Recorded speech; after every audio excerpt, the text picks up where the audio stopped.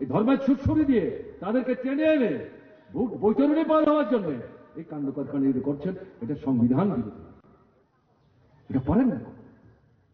কাজেই এই জায়গায় দাঁড়িয়ে আজকে প্রশ্ন উঠেছে, এরা যদি নির্বাচিত হয়ে সরকার তৈরি করতে পারে 24-এ, সমস্ত ধ্বংস হয়ে যাবে।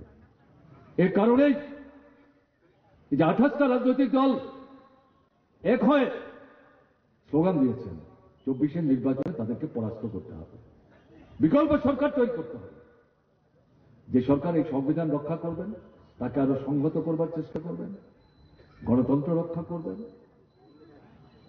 ধর্মনিরপেক্ষতার মতাদর্শ রক্ষা করবেন, দেশের একতা সংহতিকে সুদৃঢ় করবেন, এবং সঙ্গে সঙ্গে মানুষের বেঁচে থাকতে গেলে পরে তার কাজ চাই, খাদ্য চাই, রোজগার চাই, শিক্ষা চাই, মাথা গুঁজবার জায়গা চাই, অসুস্থ হলে পরে চিকিৎসা চাই।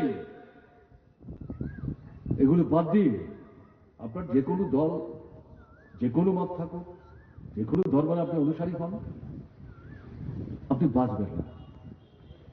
কাজেই সংবিধানের কথাও বলা হচ্ছে, গণতন্ত্রের কথাও বলা হচ্ছে, ধর্মনিরপেক্ষতার কথাও বলা হচ্ছে, কিন্তু এই মৌলিক মানুষ হিসেবে বেঁচে থাকার জন্য, অস্তিত্ব রক্ষার জন্য এই যে বিষয়গুলো, এগুলোকে কম গুরুত্ব দিলে চলবে না।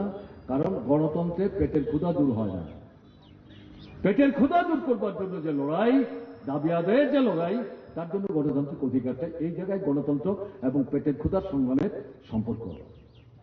কাজে এখানটাতে এই মৌলিক যে বিষয়গুলো, এগুলো সুরাহা সমাধান করবার জন্য বিকল্প যে সরকারটা তৈরি করবার আহ্বান নিয়ে বিজেপিকে পরাস্ত করবার জন্য দেশের জনগণের কাছে ইন্ডিয়া ব্লকের তরফ থেকে অনুরোধ জানানো হয়েছে, তার বাস্তবতা।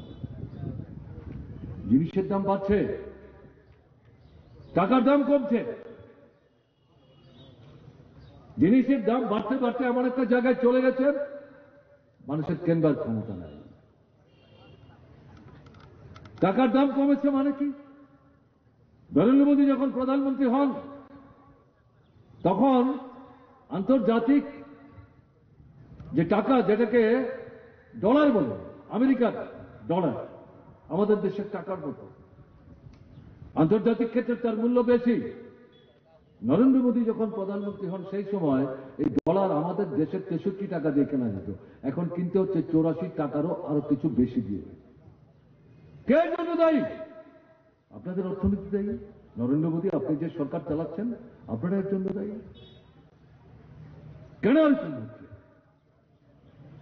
ভুল অর্থনীতির জন্য। প্রথম সর্বনাশ আমরা জানি যে সভাপতি জিনিসের দাম বাড়ছে, ওনার যে চিন্তা ভাবনা নিয়ন্ত্রণ করার ব্যবস্থা আপনাদের হাতে করছেন না কেন? এই যে 14 এপ্রিল, 1 বৈশাখ দিল্লি থেকে বিজেপি দলের নির্বাচনী ইশতেহার প্রকাশ করল, এই যে দাম বৃদ্ধি, মানুষের হাত পুড়ে যাচ্ছে, পয়সা নাই, কেনবার ক্ষমতা নাই, চাহিদা আছে কিন্তু কিনতে পারছেন না, এই নিয়ে কোনো কথা নাই কেন? না, দাম তো বাড়বেই।